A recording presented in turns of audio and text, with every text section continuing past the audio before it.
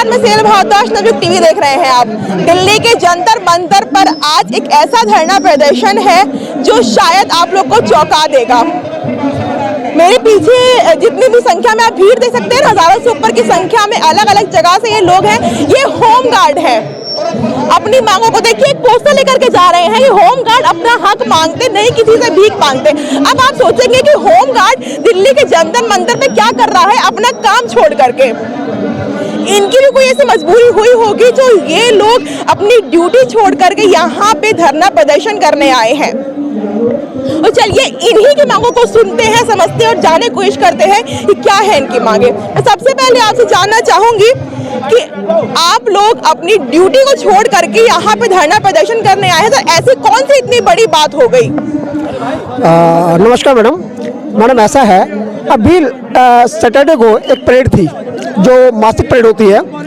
उसमें हमारे एक डीएसओ साहब हैं, रकम सिंह साहब, उन्होंने एक आदेश दिया है कि 31 मार्च से पहले आप लोगों को निकाल दिया जाएगा, और 31 मार्च से पहले निकाल दिया जाएगा। तो उन्होंने हमें इंटीमेशन दे दिया। क्यों निकाल दिया जाएगा? क्योंकि आपका टेन्योर पूरा हो गया है। अच्छा, आपका टेन्योर पूरा हो गया, इसलिए आपको निकाल दिया जाएगा।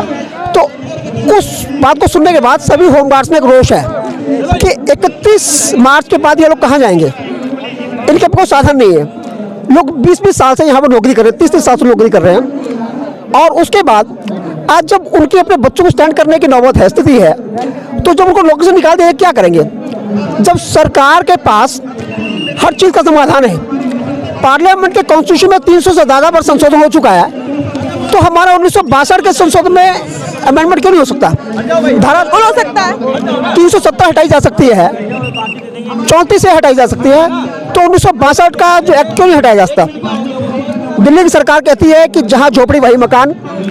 तो हम कहते हैं हम यहाँ पे 20-20 साल से नौकरी कर रहे हैं, कोई 10 साल से कर रहा है, 15 साल से कर रहा है, तो हमें क्यों हटाया जा रहा है? मैं एक बात कहना चाहता हूँ कि अगर कोई ब्यूरोक्रेसी एक बार एग्जाम दे के आता है और 5 साल बाद कहा जाए कि आपने यूपीएससी एग्जाम दिया था और आपका जो 5 साल पूरे हो गए हैं और आप जो है दोबारा एग्जाम दे के आओ, तो क्या व्यक्ति वो जो यूपीएससी एग्जाम दे के आया वो दोबारा एग्जाम दे सकता है? क्या 5 साल किसी फोर्स में ऐसा फोर्स में क्या कहीं भी नहीं है, ऐसा ब्यूरोक्रेसी में नहीं है, सिविल सर्विस में कहीं नहीं है। मैं कहता हूँ अगर पॉलिटिशियन इलेक्शन जीत के आते हैं, अगर काम नहीं करते, तो क्या उनको 5 साल से पहले हटा दिया जाता है? नहीं हटाया जाता ना। तो हम लोग निस्वार्थ भाव से निष्काम सेवा कर रहे हैं। हम लोग, हमें सरकार स्टाइपेंड देती है, हमें तनख्वाह देती है। हम लोग we are not payroll on Delhi home guards, we are the stipend पे हम लोग डिपेंड है। जो हमें स्टाइपेंड दिया जाता है उसको हम लोग लेकर अपने बच्चों को पढ़ रहे हैं। हम इतनी आज 24-25 हज़ार में तनख्वाह मिलती है, और 25 हज़ार रुपये में हमारी 2 दिन हमारे को छुट्टी दी जाती है कि 2 दिन आप छुट्टी नहीं करेंगे, करनी पड़े, कंपल्सरी हो, उसके पैसे काट लिए जाते हैं। और हमारी एक महीने में मासिक पेड होती है, उसमें कई सालों से उसका पैसा हमारे पास नहीं अभी तक आया। हमारे 3 महीने से हमारी सैलरी पेंडिंग होती है, हमारे अक्टूबर तक की सैलरी अभी तक नहीं आई है। अक्टूबर से सैलरी जो है इनकी अभी तक नहीं आई है। अच्छा, मैं आपसे जानना चाहूंगी, सरकार की जो पॉलिसीज हैं आप लोग के लिए, क्या आप लोग उससे पूर्णतः सहमत हैं? बिल्कुल नहीं मैडम, कोई भी सहमत नहीं है। क्यों? मैडम, एक तो ये कहते हैं कि निष्काम सेवा है। निष्काम सेवा ये शब्द क्यों नहीं हटाया जा रहा है? ये अंग्रेजों के टाइम से चला जा रहा है। जब धारा 17 की थी, हट सकती है, तो ये क्यों नहीं हट सकता? बॉम्बे एक्ट क्यों नहीं हटाया जा सकता? इसका हटाया जाना बहुत जरूरी है। हम सब इसके बिल्कुल सख्त खिलाफ है। जब दिल्ली में जब सत्य चलता है तो लोगों की जो उम्मीद होती है वह बढ़ जाती है। इसी उम्मीद को लेकर के ये लोग यहाँ पे आए हैं कि इनको जो है वह पक्का किया जाए। क्या कहना चाहेंगे आप? हाँ जी, हम तो यही कहना चाहेंगे दिल्ली मोदी जी से कि हमें पक्का किया जाए, 60 साल तक हमें होमगार्ड सेवा का मौका दिया जाए।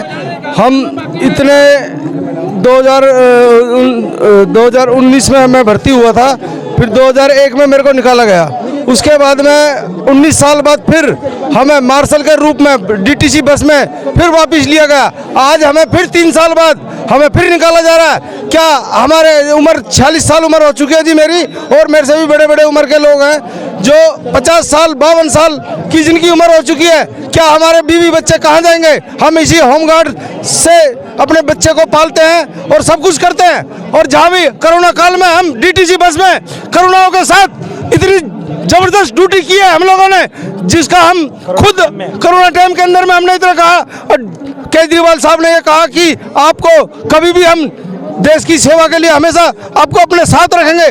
आज केजरीवाल साहब कहाँ हैं? हमें 3 साल बाद फिर निकाला जा रहा है। क्या करें हम लोग? कहाँ जाएंगे हमारे बीवी बच्चे?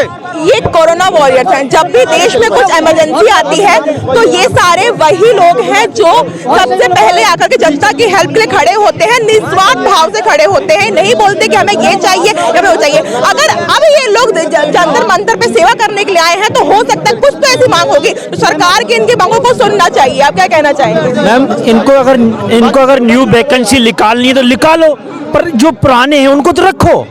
न्यू वैकेंसी निकालनी है, आप निकालिए। हम जैसे 60 साल आता रहेगा, हम अपने घर जाते रहेंगे। ये कहना मेरे को सरकार से। तो देखा आपने, बातचीत करी हमने इनसे, ये कह रहे हैं कि हमें पक्का किया जाए, कुछ नहीं तो कम से कम 60 साल हम लोगों की नौकरी पक्की होनी चाहिए। क्योंकि जब हम नौकरी करते हैं हमारा ध्यान जो होता है सिर्फ हम अपने लोगों अपनी ड्यूटी पर लगाते हैं, लेकिन हमें ये नहीं पता होता है कि अगले आने वाले टाइम में हम कब निकाल दिए जाएंगे। एक डर जो है वह हमारे मन में बैठ चुका है। और अभी आपको बता दें, जिन्होंने ये भी बोला कि 31 मार्च को इनको निकाल दिया जाएगा। ये कह रहे हैं ठीक है, अगर आपको निकालना निकालिए, पर पुराने जो लोग हैं जो ड्यूटी करते चले आ रहे हैं उन्हें तो आप रखिए, भले ही नई पॉलिसी लाइए, नई पॉलिसी को आप अप्लाई करिए, इन्हें इनसे कोई भी तकलीफ नहीं है, लेकिन जो पुराने लोग हैं उन्हें तो कम से कम रखा जाए। तो और देखना यह है कि इनके धरना प्रदर्शन से आज होमगार्ड हजारों की संख्या में जो दिल्ली के अंतर पर मौजूद हुआ है, क्या इससे हमारी सरकार पर कोई फर्क पड़ पाएगा? क्या सरकार इनकी पॉलिसीज को मान पाएगी? साथ उन्होंने एक चीज और भी कही थी कि जब जम्मू कश्मीर में धारा 370 हट सकती है तो फिर हमारी पॉलिसीज में कुछ बदलाव क्यों नहीं आ सकता है? हमें कमेंट में बताइएगा अपनी राय। तो फिलहाल के लिए इतना ही, बाकी तुम्हारे देखते हैं न्यूज़ टीवी। धन्यवाद।